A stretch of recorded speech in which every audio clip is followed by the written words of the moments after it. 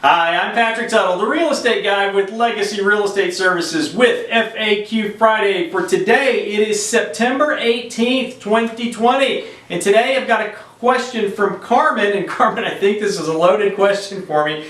How do I choose a handyman and know he can be trusted? So Carmen, I'll be right back with the answer.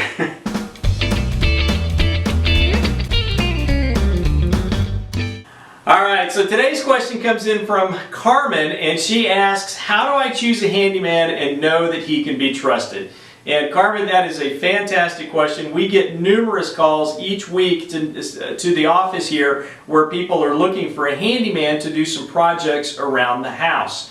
And what we typically do here at the office is that when somebody walks into our door and they present themselves as a handyman or a repairman in a certain trade or something like that, we try them out on a limited basis to see what, number one, do they have quality work, and whether or not they're going to accept our terms for billing. Because we want to make sure that we're being fair to them, because if they're in business and they do a good job, we want them to stay in business so that we can utilize them in their services over and over again.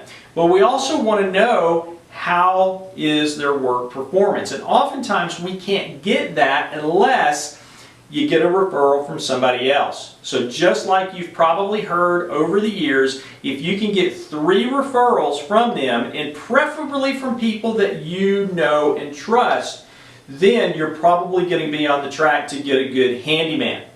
Then you want to look at the quality of work. So oftentimes when somebody walks into our office and they present themselves as a handyman, I ask for a photo album. I want to see the work that they've done in certain things like retiling, grouting, installation of a water heater, for example, if we have a water heater that needs to be done. So anytime that you can get referrals, maybe 3 of those, and a photo album of some of the work that they've done, maybe that's a good start. The trusted part, that's going to be the thing that you develop with a relationship over time.